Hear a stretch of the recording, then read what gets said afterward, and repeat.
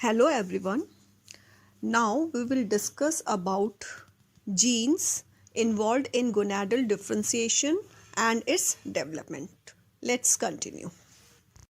तो अब हम इसको देखते हैं कि जहाँ पे ये जितने भी आपको ये रेड में दिख रहे हैं, all are these are the genes which are involve in the differentiation process. तो जेनाइटल रिज जब इनिशियली बनता है एम्ब्रियो में, तो वहाँ पे जो जीन्स हैं SF1, WT1, LHX9, these genes are activated and this genital ridge ये बाइपोटेंशियल गोनाड में कन्वर्ट हो जाएगा।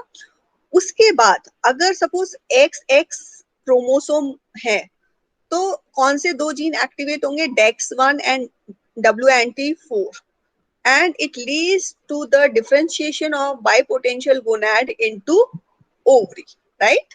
तो यहाँ पे अगर XX क्रोमोसोम मिल गए तो ये दोनों जीन एक्टिवेट हो जाएंगे और ये बाइपोटेंशियल गोनाड अब यूनिपोटेंशियल हो जाएगा, क्योंकि अब ये किसमें कन्वर्ट हो गया है? ओवरी में। अब ओवरी में दो तरह के सेल्स बनेंगे, follicular cells and theca cells. ये दोनों जो सेल्स हैं, इससे डेवलपमेंट होगा फॉलिकल्स का, and follicles will secrete the estrogen hormone. ये जो ईस्ट्रोजन हार्मोन है, ये क्या करता है?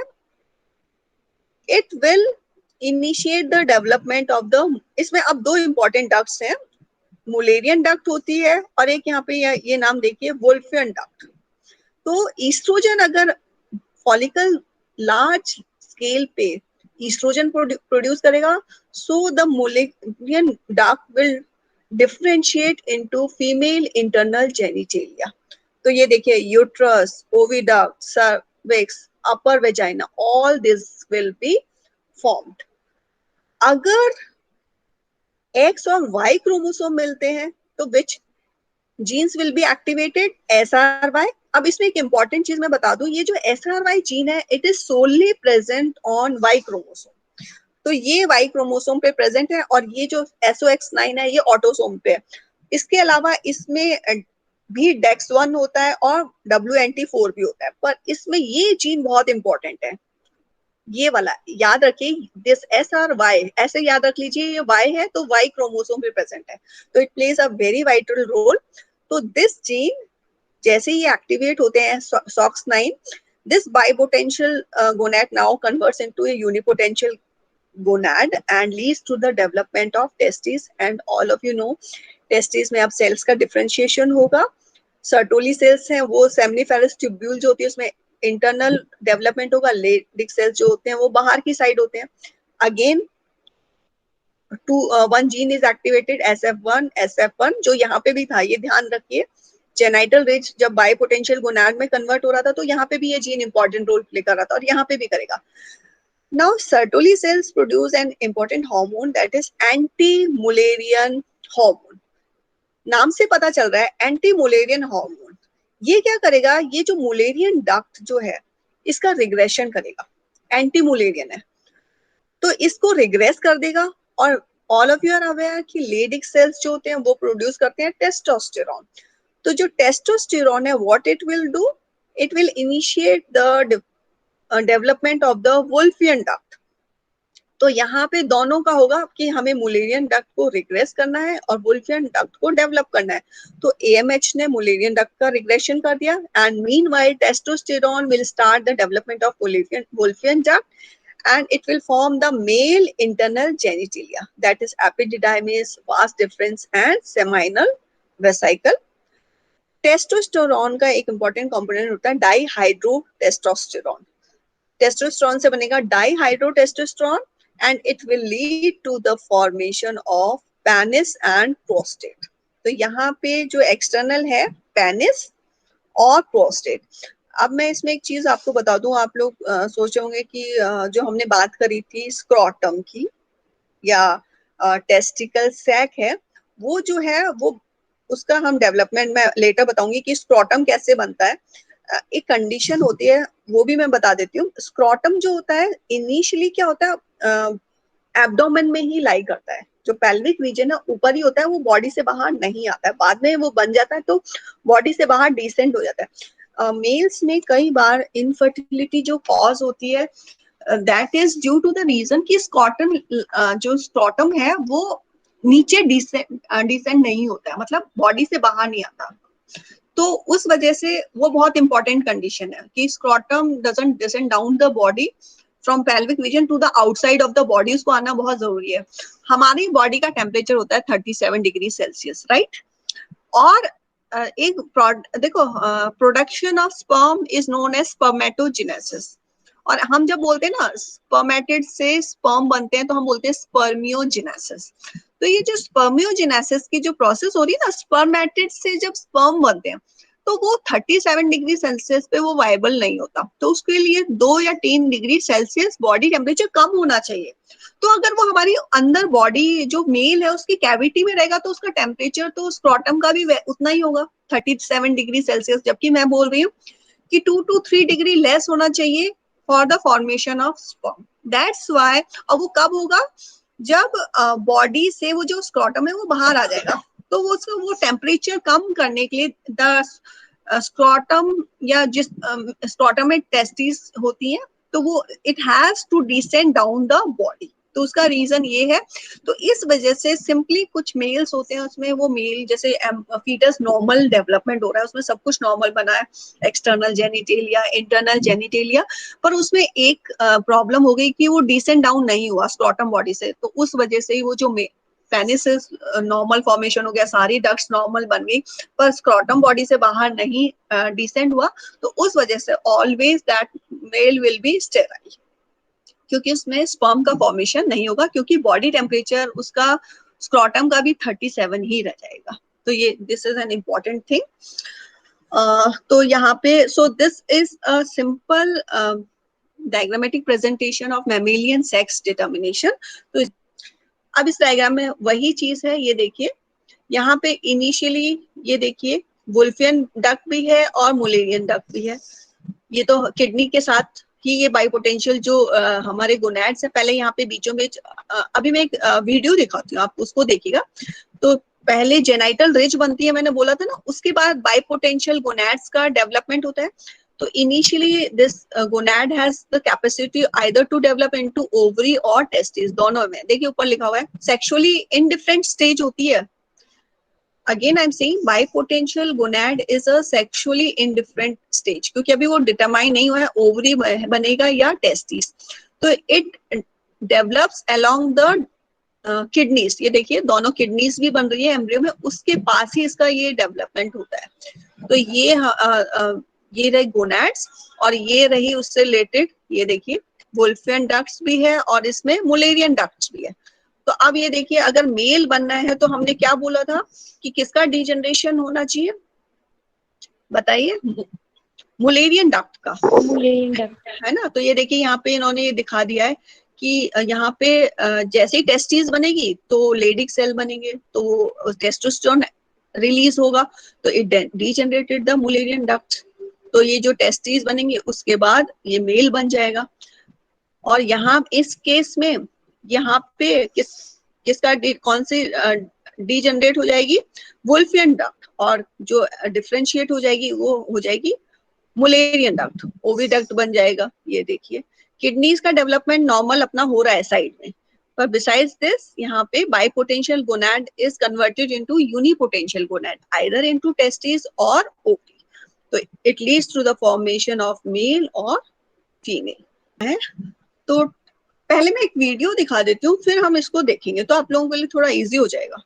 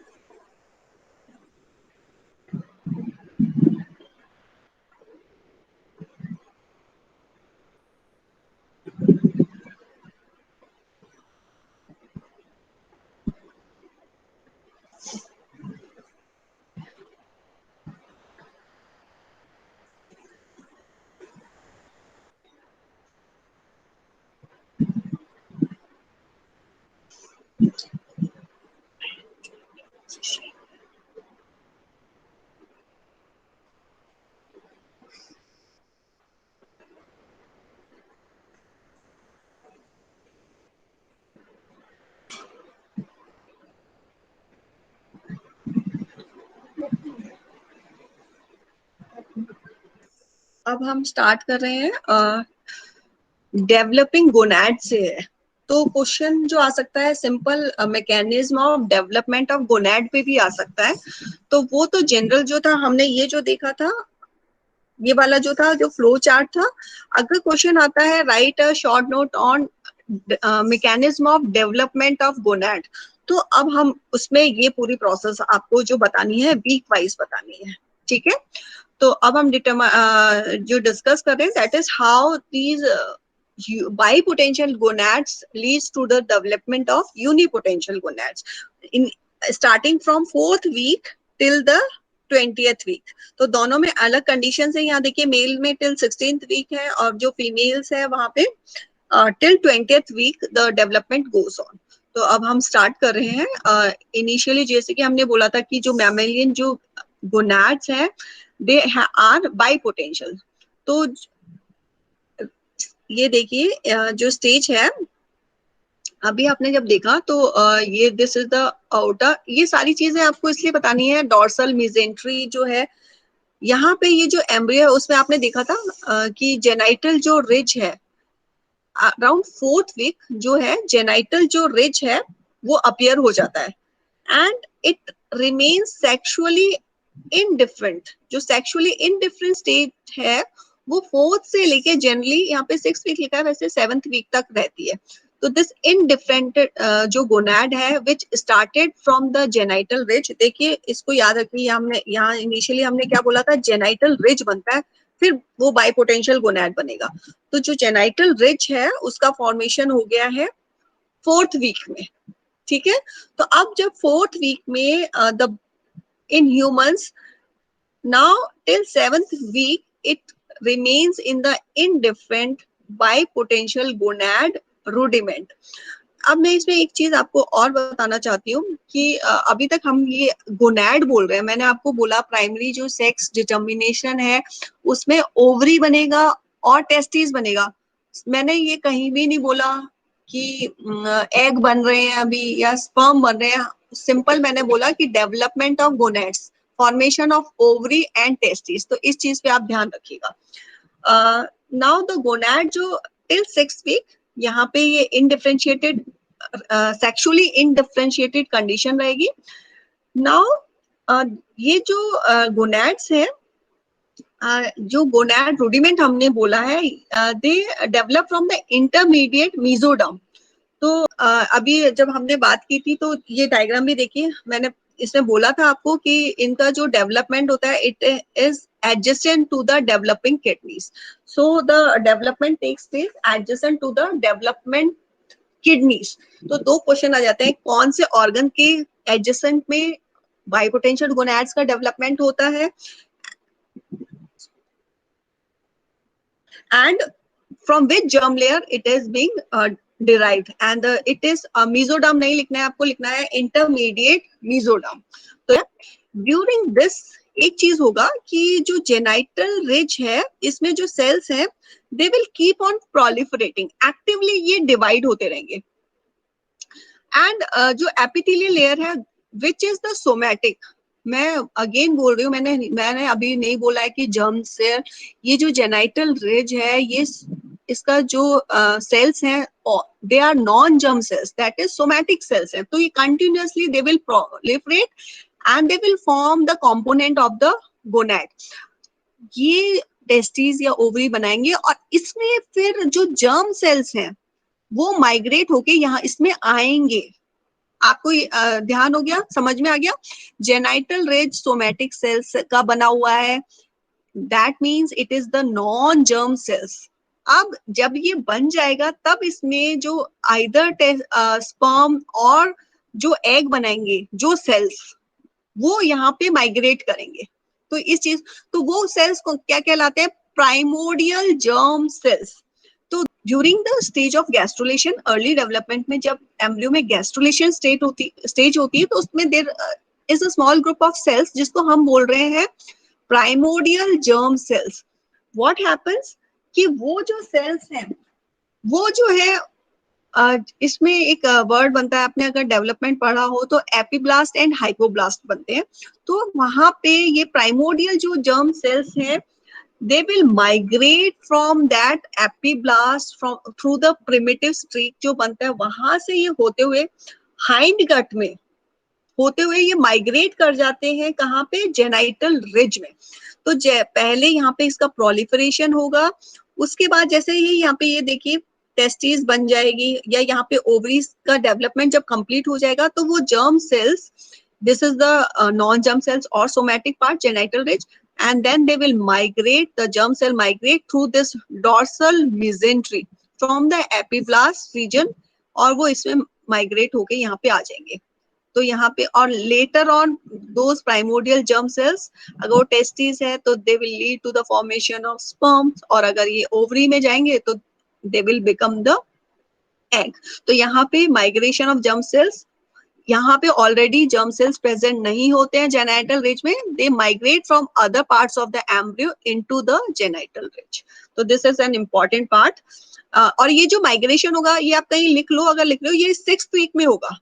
6th वीक में जैसे ये इस तरह से इसका प्रोलिफरेशन हो जाएगा और ये अच्छे से इसमें देखिए सेप्टा बन गए, प्रोलिफरेटिंग सिलोमिक एपिथेलियम और प्रिमिटिव सेक्स कॉर्ड, मतलब ये ऐसे इसमें सेप्टा फॉर्मेशन हो गया। कैसे ही ये वाली कंडीशन हो जाएगी ना 4th वीक तक तो ये प्रोलिफरेट हो रहा है, जेनाइटल जो रिच सेल्स के सोमैटिक सेल्स से एक्टिवली डिवाइड हो गए।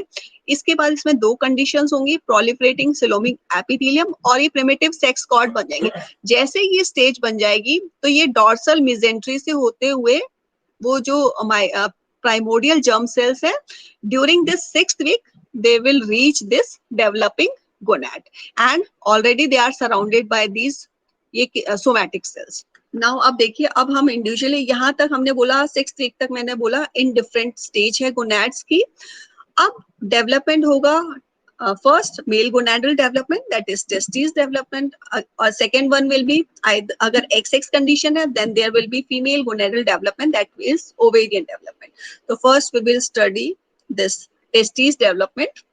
सो क्योंकि हम प्राइमरी सेक्स डिटर्मिनेशन की बात कर रहे हैं तो जैसे ही XY क्रोमोसोम मिले तो जो फीटस है which has XY condition, now the somatic sales जो है वो कब तक प्रोलिफरेट करेंगे, पहले 4th वीक में डिवीजन हुआ टिल 6th वीक ये वाली कंडीशन बन गई, it will keep on proliferating till 8th week.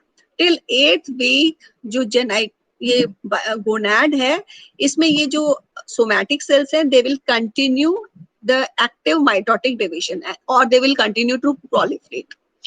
Now they will initiate the differentiation process.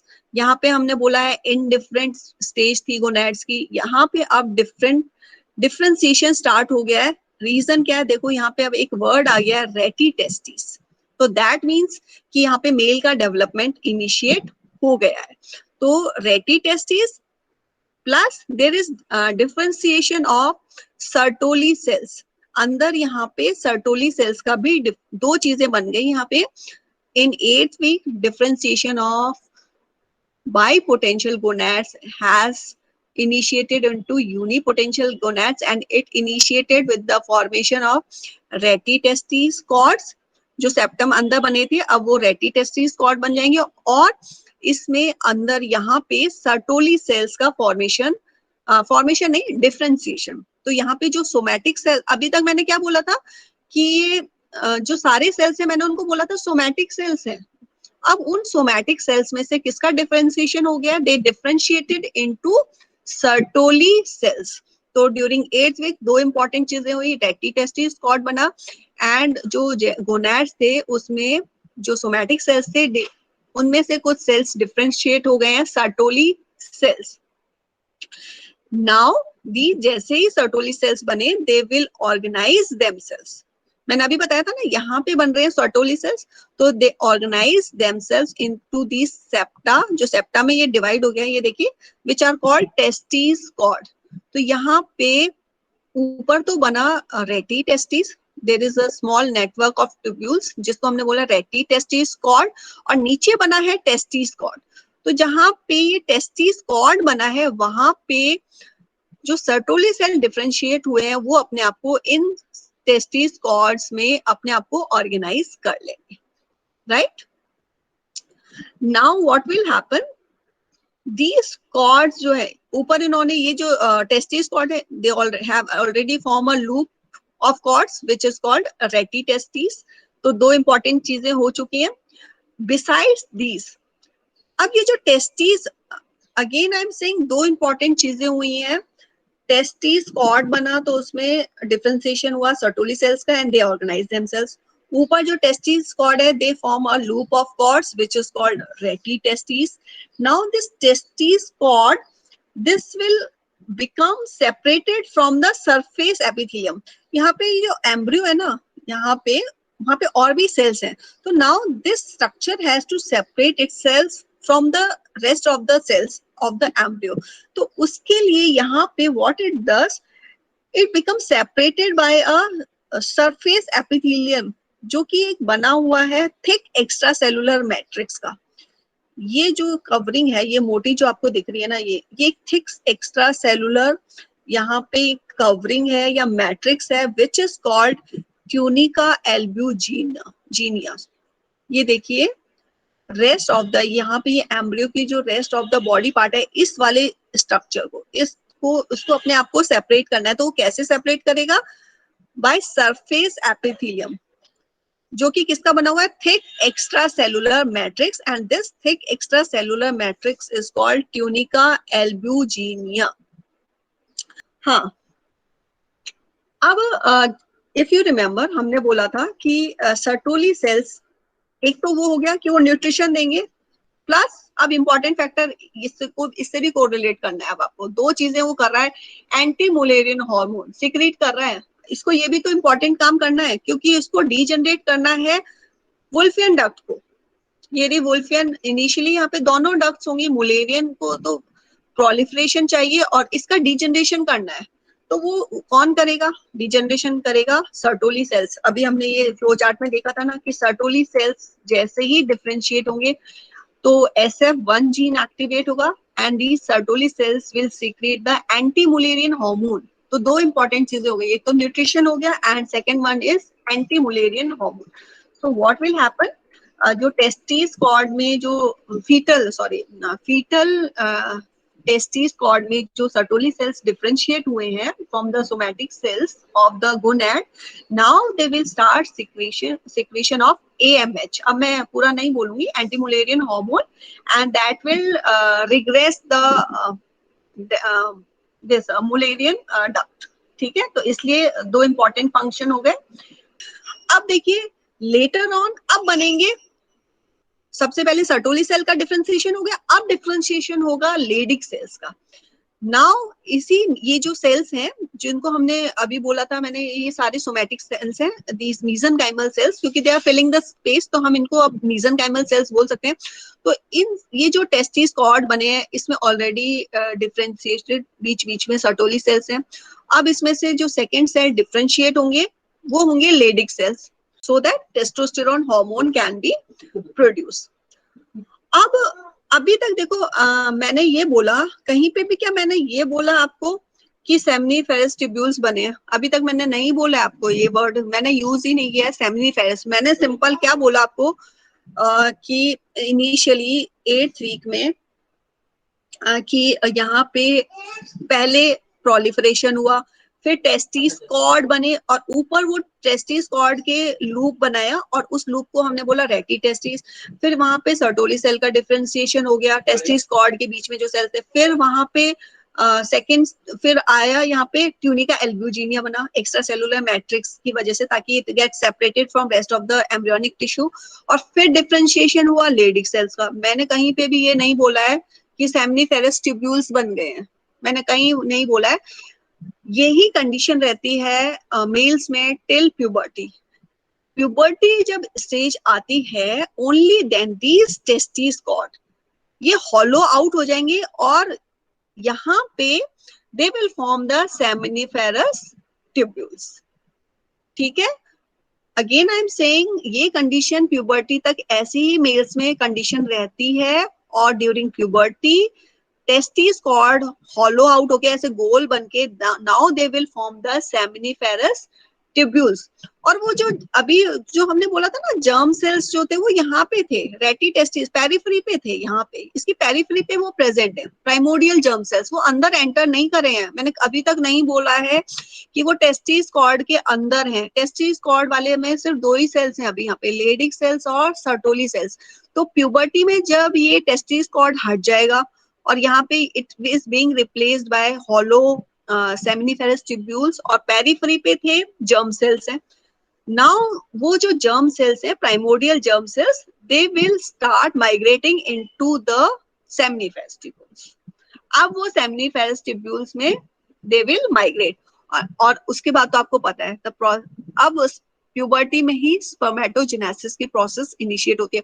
तो यहाँ पे मैं ये बताना चाह रही थी, तो ये वाला जो स्टेज है प्यूबर्टी पे होगा, मतलब at the puberty generally, again I am saying, पहले ये जो प्यूबर्टी की स्टेज थी मेल और फीमेल्स में आफ्टर 14 होती थी, now it has been reduced due to various environmental factors, endocrine disruptors, lifestyle, इन सब की वजह से इन फीमेल्स में कई बार मेंस्ट्रुअल साइकिल जो है 9 इयर्स में भी स्टार्ट हो जाती है, मेल्स जो है उनमें भी ये the age has been reduced 11-12 में भी, 11-12 इयर्स में भी आ सकती है।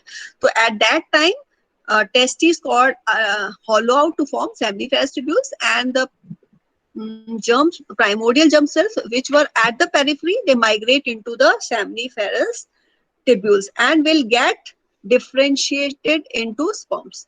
Means the process of spermatogenesis will begin. Now they will be carried outside the body. जब sperm बन रहे हैं तो उनको बॉडी के बाहर ट्रांसपोर्ट करना है, तो outside the body they are from inside testis, they are transported outside through the rete testis which joins the efferent ducts को, जो कि ज्वाइन करती है। तो यहाँ पे ये जो रेटी टेस्टिस का जो नेटवर्क होता है वहां पे सेमिनिफेरस ट्यूब्यूल नहीं होती, तो जैसे ही स्पर्म बनेंगे वो पहले रेटी टेस्टिस में जाएंगे, फिर जो डिफरेंट डक्ट्स है, अब उसमें जो डक्ट्स हैं उसमें कौन कौन सी होंगी, बनेगी एपिडिडाइमिस, वॉस डिफरेंस, ये सारी जो डक्ट्स हैं यहाँ पे दे विल कैरी द, ये देखिए यहाँ पे ये डिफरेंशिएशन यहाँ पे ये दिख रहा है, ये अंदर ये आउटसाइड एक्स्ट्रा सेलुलर मैट्रिक्स था जो ट्यूनिका एल्ब्यूजिनिया बन गया था, टेस्टिस कॉर्ड यहाँ पे ये बन चुके हैं, ये अभी ये वाला जो स्ट्रक्चर है ये 16th वीक का है, और जो मैं आपको सेमिनिफेरस ट्यूब्यूल वाली बात बता रही थी वो 12-13 इयर्स वाली बात बता रही थी। तो यहाँ पे अभी कोई स्पर्म नहीं बनने शुरू हुए हैं, ये सिंपल उन्होंने इसका एक साइड व्यू यहाँ पे जो ये बन गया है 8th वीक में ये स्टार्ट हुआ, उसका और ज्यादा डिफरेंशिएशन जो है वो होगा टिल 16th वीक।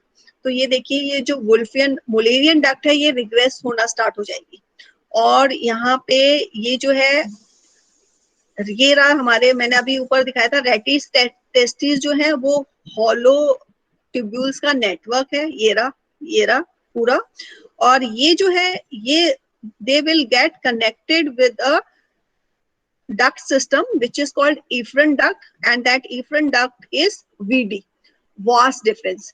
और ये सारी जो vas difference है ना, फिर ये जो VD है ये मिल जाएंगी एपिडिडाइमिस से, और एपिडिडाइमिस से फिर दो ग्लैंड्स मिल जाएंगी, सेमाइनल वेसाइकल और प्रोस्टेट ग्लैंड, ठीक है। तो जब प्यूबर्टी होती है ना, तो मैं यहीं पे आपको बता देती हूँ कि यहाँ पे सेमिनिफेरस ट्यूब्यूल्स में स्पर्म बनेंगे, sperm will be carried out from VD to the epididymis, वहां पे ये सिंपल कैरी कर रहे हैं, और सेमाइनल जो वेसाइकल है, अब अल्टीमेट जो प्रोडक्ट जो मेल की बॉडी में जो बन रहा है दैट इज सीमन। तो सीमन में और भी बहुत सारी चीजें चाहिए जो मीडियम है, तो वहां पे जो सेमी लिक्विड जो मीडियम है जिसमें कि स्पर्म जो है वो फ्लोट करेगा, तो वो जो मीडियम प्रोवाइड करेंगे जो फ्लूइड का जो सिक्रीशन है, अब वो दो इंपॉर्टेंट ग्लैंड्स करेंगे, that is seminal vesicle glands and prostate glands. तो वहां से फिर वो सिक्रीशन होगा, और along with the sperm and the secretion अब हम जो प्रोडक्ट मेल की बॉडी में जो बन रहा है that is called semen, it will be transported outside the body through PACS. तो यहाँ पे डक्ट सिस्टम हो गया टिल 16th जो वीक है, यहाँ 8th वीक तक तो जो डिफरेंशिएशन हुआ वो हुआ अब रेटी टेस्टिस, फिर सर्टोली सेल, फिर लेडिक सेल्स, उसके बाद यहाँ पे एफरेंट डक्ट्स का डेवलपमेंट हुआ, that is vas deferens which are being connected to the rete testis cord. तो ये डेवलपमेंट हो गया टिल 16th वीक।